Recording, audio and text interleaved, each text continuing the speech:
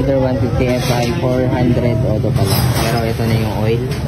Sunog na sunog yung lining nito. So, magtuturo tayo kung paano yung tamang paggamit ng clutch para maiwasan yung ganito.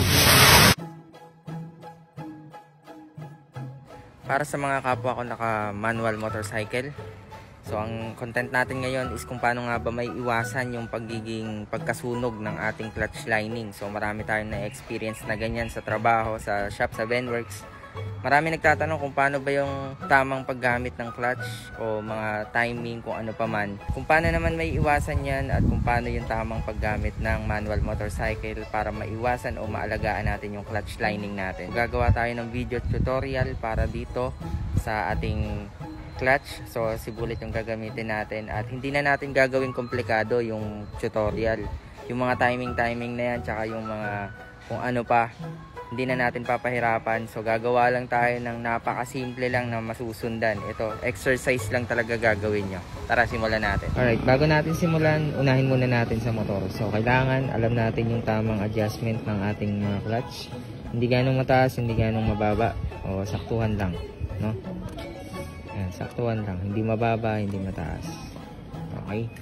Tapos, ang arangkada, magsisimula tayo lagi pag from stop, mag-start tayo sa gear 1 o primera, tapos sunod segunda hanggang pataas na. Exercise tayo ngayon, aralin natin yung tamang paggamit ng clutch. Samahan nyo ako, tara.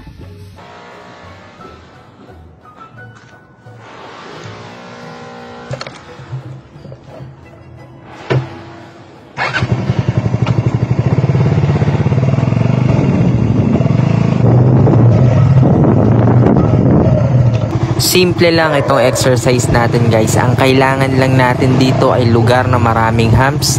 At kung wala man sa inyo niyan, pwede kayong gumawa ng imaginary na humps mismo.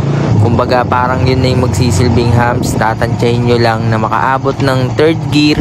Tapos tsaka kayo papunta doon sa iniisip nyo na humps at doon kayo magbabawas. So ang pinaka basic exercise natin dito ay ang pagdagdag at pagbawas ng gears at pagpiga ng clutch at pagbitaw din nito. At every time na darating tayo sa humps, magbabawas tayo hanggang sa first gear at magsisimula ulit tayong umarangkada hanggang third gear hanggang kasunod na humps ulit. At doon mo maiintindihan ang konsepto ng exercise natin. Kung mapapansin nyo, kanina pa nakaangat yung daliri ko, yung mga daliri ko dyan sa clutch. Ganyan din ang gagawin nyo. Dapat laging nakaangat yan. Dito, pumiga tayo ng clutch at diretso tayo nagbawas ng gears. Ganon din, sa bawat pagdagdag natin ng gears, pumipiga rin tayo ng clutch. Ibig sabihin, gagamitin lang natin ang clutch natin every time na magbabawas at magdadagdag o hihinto. Panoorin, obserbahan at kung may time kang practicein, mas maganda.